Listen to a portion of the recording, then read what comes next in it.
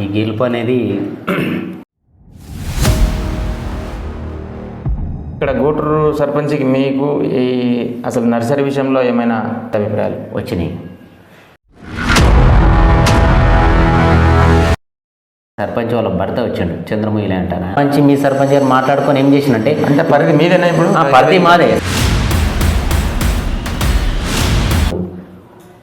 ఊర్లో ఉండడం చాలా మంచిది. రైతు వేదిక పక్కన ఇంకా ఉన్న ప్లేస్ కూడా మళ్ళీ మిమ్మల్ని కట్టించుకోవట్లేదంటే అది మీది కాదని అనుకోవాలా? ఒక తండ్రికి 2 కొడుకులు ఉంటారు. చాలా సమస్యలు ఉన్నాయి, అన్నిటిపైన ఒక ప్రణాళిక ఉంది. ఈ గూటూరు కొండ్రంపల్లె సరిహద్దుల సమస్య కూడా ఉంది. అది ఒత్తిడి చేయటం వల్ల ప్రజలను బెదిరించడం, అది ప్రతి శత్రువు అయినా కూడా సహకరిస్తారు సర్పంచ్కి. ఆయన విలేజ్లో డెవలప్మెంట్ అయ్యలేదు, దానికి మూల కారకులు హైదరాబాద్ శివాజీ యూత్ మొత్తము మొన్ననే నన్ను అడిగిండ్రు. అంబేద్కర్ విగ్రహాన్ని అది ఊర్లో ఉండడం, అంబేద్కర్ ఈరోజు రాజ్యాంగం కల్పించింది కుల మతాలు లేకుండా. ఈ ఛత్రపతి విగ్రహాన్ని, అంబేద్కర్ విగ్రహాన్ని అది అంబేద్కర్ గారికి బీసీల మీద ఎక్కువ ప్రేమ. కుల మతాలు లేకుండా ఎన్ని మతాలున్నా అంత దేవన్న చేసినవే, సర్పంచ్ ఉన్నప్పుడు చేసినవే ఉన్నాయి. ఇవాడలో అసలు డ్రైనేజీలు లేవు. Hi hello friends, welcome to my channel. నేను మీ బంకిని రామ్. సో ఈరోజు నారాయణపేట జిల్లా ధన్వాడ మండలం కొండ్రంపల్లె కొత్తగా ఎన్నికైన సర్పంచ్ సుధాకర్ గారితో ఉన్నాము. ముందుగా వారికి వెల్కమ్ చెప్తాం. నమస్తే. నమస్తే. ఈ గెలుపు మీకు ఎలాంటి తృప్తినిచ్చింది? మా ప్రజలు వాళ్ళు ఎప్పుడూ సర్పంచ్గా గెలిపించుకోవాలని వాళ్ళకి త్రాపయం ఉండేది.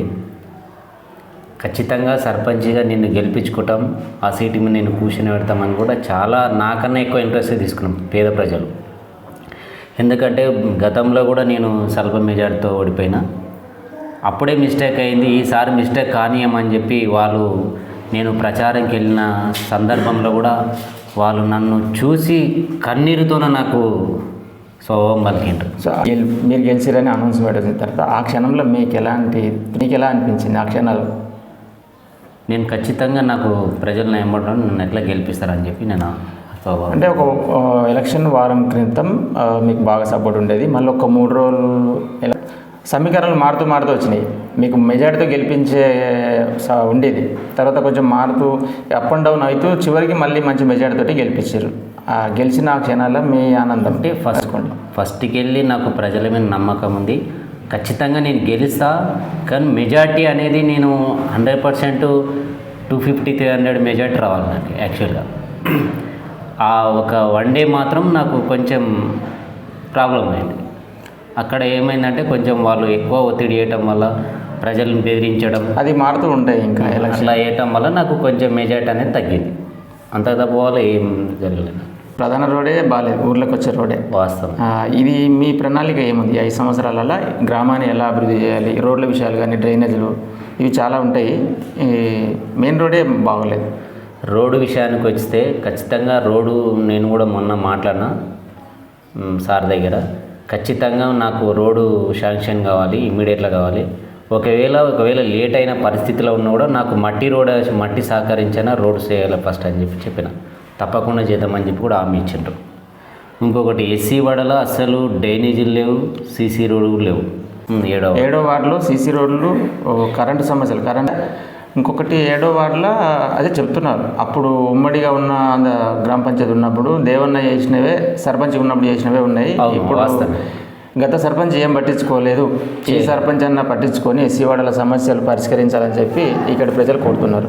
తప్పకుండా మొన్ననే నేను ఎక్కిన తక్షణమే ప్రతి ఆఫీస్కి గెలిచిన, పిఆర్ కానీ, ఆర్డబ్ల్యూఎస్ కానీ, ఎంపీడీఓ కానీ, ఎంఆర్ఓ కానీ, ప్రతి ఒక్కరిని నేను మా ఊరికి సహకరించాలి, మా గ్రామం చాలా వెనుకబడిపోయింది అని చెప్పి అందరినీ కలిసి మా ఊరికి ఏమేమి ఉన్నాయని చెప్పి మొత్తం ఫైల్ తీసిన.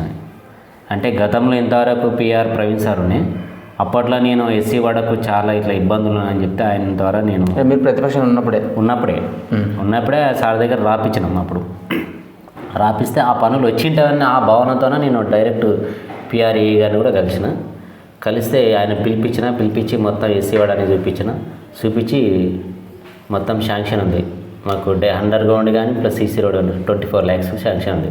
ఇమీడియట్గా ఫండ్ అయిన తర్వాతనే వర్క్ స్టార్ట్ చేస్తాను. అంటే గతంలో బీఆర్ఎస్ ప్రభుత్వం ఉన్నప్పుడు అప్పుడు కొత్త సర్పంచ్లకు చాలా ఫండింగ్ ఉండేది, సీసీ రోడ్లు చాలా పడ్డాయి. అంటే ఇక్కడ మీ గ్రామంలో ఎస్సీ వాడల్లో సీసీ రోడ్ లేకపోవడానికి కారణం ఏమై ఉంటుంది? దీనికి మొత్తం ఎందుకు వెనుకబడింది అనేది ప్రజలకు కూడా తెలుసు. Very important. ప్రజలు నమ్మకంతోనో ఒక పని చేస్తాడని నాకన్నా మంచి వ్యక్తి అనే ఆ భావనతోనే ఆయనకు ప్రజలు ఓట్లేసి గెలిపించి సీటు మీద కూర్చేయటం. ఆయనలోనే ఉండాలి, నా ఊరికి మేలు చేయాలి, నా ఊరిని డెవలప్మెంట్ చేయాలని. అంటే నిధులు రాలేదేమో. నిధులు రాలేవంటే మనం ఇంట్లో ఉంటాం. మనకు ఆకలి అయితేనే కదా అన్నం తినాలనేది ఒకటి భావన. అంటే మన ఊరి గురించి మనం ముందు ప్రణాళిక తయారు చేసుకోవాలి.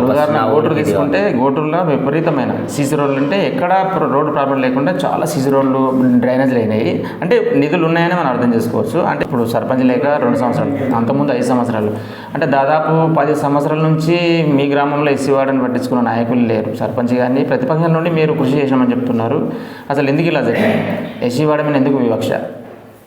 అసలు సర్పంచ్గా ఉండి నిధుల కొరకు కొట్లాడి ఎమ్మెల్యే దగ్గర ఎంపీ ఫండ్స్ కానీ జెడ్పీటీ కలిసి నా ఊరికి ఇది కావాలని ముందు ఆయన వెళ్తే ప్రజలు కూడా వెళ్తారు. ముందు ఆయననే వెళ్ళినప్పుడు ప్రజలకి ఏం పట్టింది?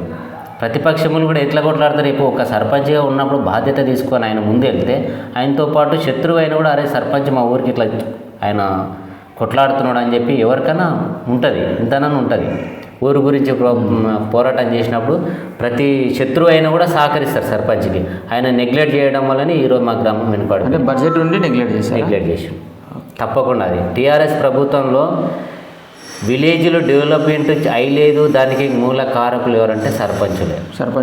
అది ఏ గ్రామమైనా పర్వాలేదు. ప్రతిపక్షంలో ఉన్నప్పుడే ఈ పలానా వార్డులో పలానా కాలనీలో సమస్యలు. ఇప్పుడు మీరు సర్పంచే గెలిచారు. సో మీరు ఎలా అభివృద్ధి చేయబోతున్నారు?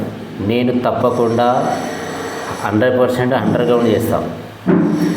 ఎక్కడ కూడా డ్రైనేజీలు కూడా లేనటువంటి సమస్యలను కూడా దాన్ని తప్పకుండా తీరుస్తా, పని చేస్తా. కానీ నాకు చెప్పడం కన్నా చేసి చెప్పడం అనేది ఒకటి నాకు తాపరాయం. ఎందుకంటే ముందుకే చెప్పుకోని నాకు అది కొంచెం మంచి అనిపించేది. మనం మీడియా ముందర కూర్చొని ఏదో అది చేస్తాం ఇది చేస్తామని చెప్పి మీకు ఒక ప్రణాళిక ఉంది. నాకు తప్పకుండా నేను వర్క్ చేసిన తర్వాత మళ్ళీ మీ మీడియా దగ్గర వచ్చి నేను ఏమేమి పని చేసింది అనేది కూడా మిమ్మల్ని పిలుచుకొని మీడియా ద్వారా తెలియజేస్తాను. ఒకటో వార్డులో కూడా మొత్తం రోడ్డు పై నుంచి అసలు ఏమైందంటే మా ఊరు పొలాలు అనేది పైకి ఉన్నాయి. వర్షాకాలంలో వచ్చినప్పుడు ప్లస్ మరి ఇప్పుడు వ్యవసాయానికి వాడుకునే వాటర్ కూడా ఏమవుతుందంటే రైతులు ఎట్లుంటుందంటే వాటర్ ఎక్కువైతే వదిలేస్తారు, వాటర్ తక్కువైతుందంటే దాన్ని నిబంధన వేసుకుంటారు. కొంచెం రైతులు కూడా నిర్లక్ష్యం వల్లనే ఆ ఊర్లు వాటర్ వస్తున్నాయి. అయితే కాకపోతే ఊరు కొంచెం డౌన్ ఉంది. ఈ ఊర్లోకి వెళ్ళి అక్కడ వాటర్ వెళ్ళే పరిస్థితి ఉంది. కాబట్టి ఆ రోడ్ పోటీ ఒక డ్రైనేజ్ నిర్మిస్తే దాని పక్క పోటీ డ్రైనేజ్ నుంచి వెళ్ళిపోతుంది. డ్రైనేజ్ ఉంది కానీ డ్రైనేజ్ సక్రమంగా లేదు. అది అప్పుడు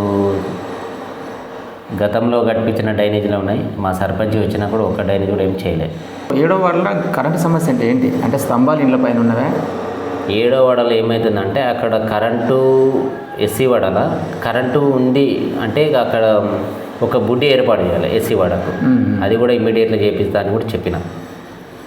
ఇంకోటి కోనరంపల్లి టు మరికెల్ ఈ రోడ్డు ప్రతిపాదన ఉంది. ఈ గ్రామ ప్రజలు కూడా చాలా కోరుకుంటున్నారు. ఆ రోడ్ అయ్యే అవకాశం ఉందా? అదైతే మరికెల్కు వెళ్ళడం చాలా ఈజీ అవుతుంది. కోనరంపల్లి టెంపుల్ నుంచి మాదారం బీటీ వరకు అది 4 kilometers ఉంది.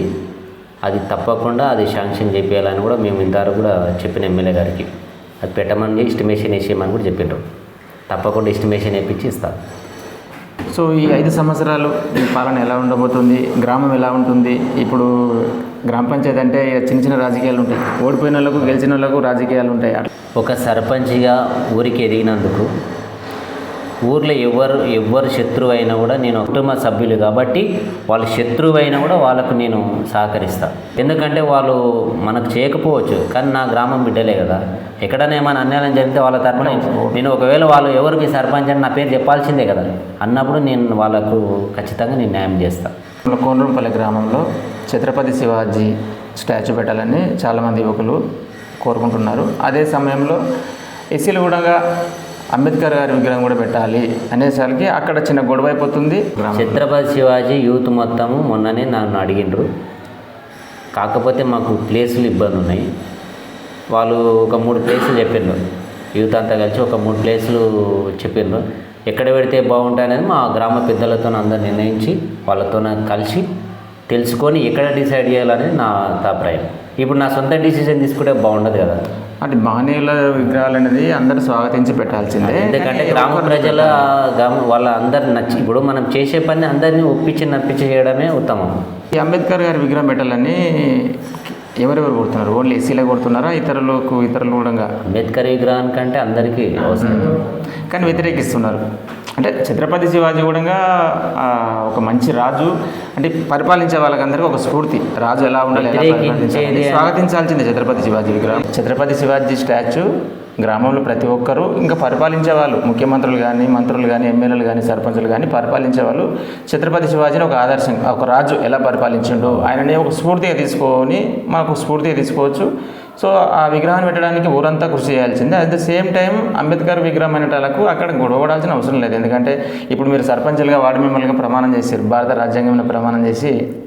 సో వార్డు మెంబర్ నుంచి రాష్ట్రపతిగా ఎవరైనా కావచ్చు, ఆ హక్కు రాజ్యాంగం ద్వారా రాజ్యాంగం కల్పించారు. రాజ్యాంగ నిర్మాతకు మీ గ్రామంలో రాజ్యాంగ నిర్మాత కూడా పెట్టాలనేటాలకు చిన్న గొడవలు వస్తున్నాయి. సో ఇక్కడ ఎస్సీ సామాజిక వర్గం నుంచి కూడా అంబేద్కర్ విగ్రహం పెట్టాలని కూడా బలంగా కోరుతున్నారు. తప్పకుండా 2 కలిసి పెట్టాలి, 2 కలిసి పెడదామని చెప్పి కోరుతున్నారు. తప్పకుండా అంబేద్కర్ విగ్రహాన్ని కూడా పెడతాం, శివాజీ విగ్రహాన్ని కూడా పెడతాం. కలిసికట్టుగా పనిచేయాలని నా తాపరాయం. ప్రజలను అందరిని ఒప్పించి అంబేద్కర్ విగ్రహాన్ని చిత్రీకరిస్తారు. ఎందుకంటే ఈ ఛత్రపతి విగ్రహాన్ని, అంబేద్కర్ విగ్రహాన్ని అది మనకు ఊర్లో ఉండడం చాలా మంచిది. వాళ్ళు లేకుండా ఉంటే మన ఊరు కూడా మంచిగా అనిపించేది. ఎందుకంటే మనకు వాళ్ళు ఒకప్పుడు వాళ్ళు పోరాటం చేసి మనకు దేశం కొరకు మనం పోరాటం చేసినాం. అలాంటి విగ్రహాలు ఖచ్చితంగా ఉండాలి. తప్పకుండా మా గ్రామ ప్రజలు కూడా సహకరిస్తారు. సో అంబేద్కర్ గారి గురించి మీ మాటల్లో, అంబేద్కర్ ఈరోజు రాజ్యాంగం కల్పించింది. ఈరోజు మనం ఈ స్థాయిలో ఉండడం, కుల మతాలు లేకుండా మన ఈరోజు ఎన్ని మతాలున్నా అంతం సమానమే అని ఆయన రాజ్యాంగంలో రాసిండు. ఈరోజు ఆయన రాసిన అమలు అవుతున్నావో కాలేదు నాకు కూడా తెలియదు, కానీ కొన్ని అవుతున్నావు అని అంటుండ్రు, కొన్ని కాలేదు. మరి అదేందో మనకు కూడా తెలియదు. ఖచ్చితంగా అంబేద్కర్ని ఊర్లో విగ్రహాన్ని పెట్టుకోవాలని కూడా నాకు ఎవరికైనా చెప్పేది ఒకటే. ముఖ్యంగా ఈ గ్రామంలో అయితే మెజారిటీగా బీసీలే ఉంటారు, గమనించాలి. అంబేద్కర్ గారికి బీసీల మీద ఎక్కువ ప్రేమ. దానికి ఒక ఉదాహరణ చెప్పుకోవచ్చు. రాజ్యాంగంలోని ఆర్టికల్ 340 రాజ్యాంగం రాసే సమయంలో ఫస్ట్ రిజర్వేషన్ బీసీల కోసం 340. బీసీల కోసం చాలా అంబేద్కర్ గారు చాలా చేశారు. సో మహనీయులు అందరినీ కూడా కేవలం ఒకరికే పరిమితం కాకుండా బీసీలు ముఖ్యంగా గమనించాలి. ఈ గ్రామంలో సర్పంచ్ గారు చెప్తున్నారు ఛత్రపతి శివాజీ విగ్రహం, అట్లాగే అంబేద్కర్ గారి విగ్రహం కూడా పెడతాము, ఎలాంటి గొడవలు ఉండవు, ఇక్కడ అంత సమన్వయంతో ఇద్దరి మహనీయుల విగ్రహాలు పెడతామని చెప్తున్నారు. ఇది ఇప్పుడు మీ ప్రజలు కూడా చాలామంది చెప్తున్నారు. మీ కోనరంపల్లి హద్దు గ్రామకంఠం ఎక్కడి వరకు ఉంది అనేది, ఈ రైతు వేదిక అటువైపు ఉందా, ఇక నర్సరీ కూడా పైన ఇక్కడ 1వ వార్డు పైన వాటర్ ఎక్కట్లేదు, చెట్లు చనిపోతున్నాయి. సో ఇక్కడ గూటూరు సర్పంచ్కి మీకు అభిప్రాయాలు వచ్చినాయి, వేదాభిప్రాయాలు వచ్చినాయి. అయితే మాకు ఏమైందంటే మా సర్పంచ్ గారు అప్పుడు ఈ 2 ఇప్పుడు రైతు వేదిక కానీ మీ గోటూరు శ్మశాన వాటిక అవి మా సొంత కోనంపల్లె సంబంధించిన ప్లేస్లే. అంటే చుట్టుపక్కల మాతో కోనంపల్లె ప్రజలే సరిహద్దు కాలువ ఇటువైపు పాతిరు మీది. ఇది తర్వాత జరిగింది. అది ఫస్ట్ స్టార్టింగ్లో ఏమైందంటే మనకి శ్మశాన వాటికలు శాంక్షన్ అయినప్పుడు, అప్పుడు వీళ్ళు కొత్తగా సర్పంచ్లు ఎన్నికైనప్పుడు అవి వచ్చినప్పుడు ఏమైందంటే మా సర్పంచ్ ఏం చేసినట్టే ఇదంతా మా ఊళ్ళో ఉన్నాయి ఈ మళ్ళీ నేను ఇలా దగ్గర పోతే మళ్ళీ నన్ను విమర్శిస్తారు, మా వాళ్ళు నన్ను తిట్టుకుంటారు అని చెప్పి ఏం చేసిండంటే ఆయన అదను టచ్ చేయకుండా అక్కడ మాకు గట్టు ఉంది, ఆ గట్టు దగ్గరే ఆ గట్టు దగ్గరనే ఆయన స్టాప్ చేసిండు. ఎవరితో ఎందుకు ఇబ్బంది పడాలి, నేను పోయి మళ్ళీ మా వాళ్ళని చెడగొట్టినట్లయితే ఆయన ఆ భావనతోనో మరి ఏమేమనుకున్నాడో ఆయనకు తెలియదు. నాకైతే అట్లా అనిపిస్తుంది. ఇతర మా వాళ్ళే ఉన్నారు, ఇతర మా వాళ్ళు, నేను పోయి ఎందుకు అక్కడ గొడవలు సృష్టించుకోవాలి, ఎందుకు ఏడునో పోతానో సాఫ్ చేద్దామని చేసిండు. కాబట్టి అక్కడ ఏమైందంటే బోర్లు కూడా వేసిండు. ఈ నర్సరీకి వెరీ వెరీ ఇంపార్టెంట్ వాటర్ది ఆయన కొంచెం గమనించలేదు. ఇక్కడ పెడితే వాటర్కి ఇబ్బంది అయితే అని కూడా ఆలోచించలేకుండా ఆయన ఆ సమయంలో ఏం చేయాలో అది చేసిండు. వాటర్ కూడా బోర్లు వేసిన తర్వాత అక్కడ వాటర్ రాలే. ఇప్పుడు ఏమవుతుందంటే ఆ నర్సరీకి డ్రింకింగ్ వాటర్ బంద్ చేసుకొని నర్సరీకి పంపించే పరిస్థితి వచ్చింది మాకు. ఓకే, నర్సరీకి పంపించాలంటే డ్రింకింగ్ వాటర్ బంద్ చేసుకోవాలి ఫస్ట్. ఈ వాటర్ నుంచి ఒక 2 కిలోమీటర్స్ అవుతుంది నర్సరీకి. 2 కిలోమీటర్స్ వాటర్ పోవాలంటే డ్రింకింగ్ వాటర్ బంద్ చేయాలి. చాలా ఇబ్బంది వస్తుంది మా ప్రజలకు. చాలా రైతు వేదిక పక్కనే నర్సరీ అయితే ఇబ్బంది వస్తుంది. మొన్న ఎంపీడీఓ గారు కూడా వచ్చిండ్రు, వాళ్ళకు తెలియజేసిన సార్ ఇట్లా మా పరిస్థితి ఇట్లా ఉంది, మేము తాత్కాలికంగా ఇప్పుడు మాకు మ్యాట్లో వేసుకోవడానికి అక్కడ రైతు వేదికల ప్లేస్ ఉంది, మేము అక్కడ వేసుకుంటామని కూడా చెప్పినాం. సరే అడగండి ఏఓని కూడా అడగండి, మీరు సరే ఎట్లయినా పెట్టుకోండి, మీకు వాటర్ ఇక్కడ మంచిగా ఉంటా అంటే వాటర్ కట్టనివ్వమని చెప్పారంట గూటూరు సర్పంచ్. అయితే మేము జేసీబీ పెట్టి కూడా చెట్లను తొలగించే మూమెంట్లో గూటూరు సర్పంచ్ వచ్చిండు. అంటే సర్పంచ్ వాళ్ళ భర్త వచ్చిండు, చంద్రమూయిలే అంటాను. సర్పంచ్ గారు రాలేదు, వాళ్ళ హస్బెండ్ వచ్చిండు. వాళ్ళ హస్బెండ్ వచ్చి ఏమనంటే మనకు గోదాం శాంక్షన్ అయింది, మరి గోదాం ఇక్కడ కడదామని అన్నాడు. గోదాం కడితే ఇక్కడ నర్సరీ ప్లేస్ లేదా? నర్సరీకి గోదాంకి ఎలాంటి సంబంధం లేదు. అయితే గోదాం కడతామంటే ఇక్కడ కడతారని నేను పోయినప్పుడు చేసి వర్క్ నడుస్తుంది ఇక్కడ. అయితే అటు సైడు గోదాం రైతు వేదిక సైడ్లో ఇక్కడ ఉంది, అంటే పట్టది అన్నాడు. పట్ట అంటే మళ్ళీ సర్వే చేపిస్తాం, ఒక గుంట వెళ్ళొచ్చు మనకు గవర్నమెంట్ ల్యాండ్ అని. ఆ కాస్ట్లో ఉన్నది మా వాళ్ళే, మా కొన్నంపల్లి ప్రజలు, మా వాళ్ళ పొలాలే ఉన్నాయి. అయితే అది ఒకవేళ మరి అట్లా గవర్నమెంట్ ఏమైతే ల్యాండ్ వెళ్ళిందంటే తీసుకోవాల్సిందే మనం. అయితే అట్లా గొడవ కాకుండా ఏదైనా వాళ్ళకి మాట్లాడి వాళ్ళకు న్యాయం చేద్దామని కూడా ఆలోచించినాం ఇద్దరం. ఆ సర్పంచ్ గారు కూడా నేను కూడా ఆలోచన చేసినాం. సరే అదేమన్నా అనుకున్నాం. అది ఇప్పుడు రైతు గోదాం కడుతున్నాం కదా, గోదాం పరిధి ఎవరు తింటారు? కొన్నోన్పల్లెదే గూటూరుదే. అదొకటి అక్కడ ప్రభుత్వ భూమి ఎందుకు అడగవలసి వచ్చిందంటే సర్పంచ్ గారు ఏమన్నానంటే మా పరిధి ఆడు వరకు ఉంది కదా అన్నాడు. నీకేం తెలుసు ఆడు వరకు ఉందని నువ్వేం చూసినావు అన్నాడు. ఆడ బోర్డు పెట్టిండు కదా అని అందుకే అంటున్నాను. నువ్వు ఆడ బోర్డు పెట్టినా నువ్వు ఎట్లా అంటావు, ఈరోజు గోదాం కట్టినా కూడా నాదే అని అంటావు. ఇది కాదు, మా పరిధి 7 వరకు ఉంది, నాకు పరిధి తేలిన తర్వాత నీ గోదాం కట్టుకుందామని అంటే ఆయన కొంచెం రఫ్గా మాట్లాడి అవసరం లేదు నీవు ఇక్కడ కట్టవద్దు, రైతు వేదిక కాడ నీవు నర్సరీ పెట్టవద్దు అని చెప్పి జేసీబీ అని చెప్పించాడు. ఇది ఎంతవరకు కరెక్ట్?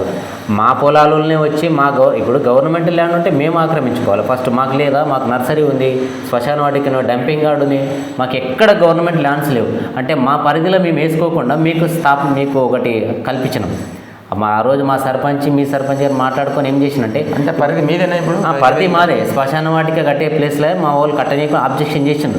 అప్పుడు చేస్తే మీ సర్పంచ్ గారు ఏమన్నారంటే, గూటూరు సర్పంచ్ నారాయణ రెడ్డి గారు, లేదు 2 ప్లేసులు ఉన్నాయి కదా, మనము అంతా ఒక్క ఊరులమే కదా, మనం ఏం అంతా కలిసిమెలిసి ఉండాలేము కదా అని ఇప్పుడు జీపీలు ఏర్పడ్డాయి కాబట్టి మాకు కూడా గవర్నమెంట్ ల్యాండ్ లేదు, మాకు కూడా ఇబ్బంది అవుతుందంటే సరే ఇటు సైడ్ మీరు తీసుకోండి అని చెప్పి మా వాళ్ళని ఆహ్వానించిండ్రు.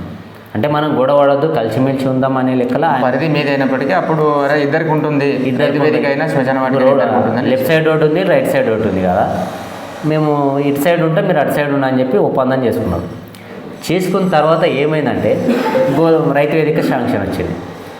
రైతు వేదిక శాంక్షన్ వస్తే మీ సర్పంచ్ గారు ఏం చేసింది, ఇత్తలి ప్లేస్గా అని చెప్పి తీసుకొచ్చి దాన్ని అక్కడ వారేసాను. అంటే అప్పుడు ఇక్కడ మీరు అనుకున్నారు కదా, మళ్ళీ రైతు వేదిక కట్టేటప్పుడు కూడా మీరు గొడవ అయింది. అప్పుడు కూడా రైతు వేదిక కట్టేటప్పుడు మా వాళ్ళు ఏం చేసిండ్రంటే మా సర్పంచ్ గారు వెళ్ళి, లేదు ఇప్పుడు మాకు ప్లేసులు లేవు, మాకు ఇది కావాలి, మాకు క్రీడాకరణం కానీ ఏది లేదు, మాకు ఇది కావాలంటే రైతు వేదిక వచ్చింది, మళ్ళీ మన 2 ఊర్లకు ఇబ్బంది, మన 5-6 ఊర్లకు వచ్చి సంబంధించి రైతు వేదిక మళ్ళీ ఇబ్బంది అవుతుంది లేదని చెప్పి గొడవడి కట్టిండు. అక్కడ మా వాళ్ళు అప్పటికే నర్వస్ అయ్యారు, మాకు ఇట్లా చేసి ఇట్లా కదా, పరిస్థితి ఇట్లా కదా అని. ఈరోజు మా క్రీడాకారానికి కూడా అసలు ప్లేస్ లేక మేము ఎక్కడనో క్రీడాకారం అంటే ఎట్లుండాలి, ఒక రోడ్ సైడ్ కానీ ఎవరైనా వాకింగ్కి వెళ్ళి ఆ క్రీడాకంలో కూర్చొని రిలాక్స్ అయ్యేటట్లు ఉండాలి. ఆ ప్లేస్ కూడా మాకు దొరకనటువంటి ఎక్కడనో మధ్యలో ఉండే పెట్టింది, పొలాల మధ్యలో ఉండే పెట్టి. ఇప్పుడు శ్మశాన వాటికి కట్టేటప్పుడు ఇక్కడ మీది అటుపక్క మాగాని పెట్టుకున్నాం.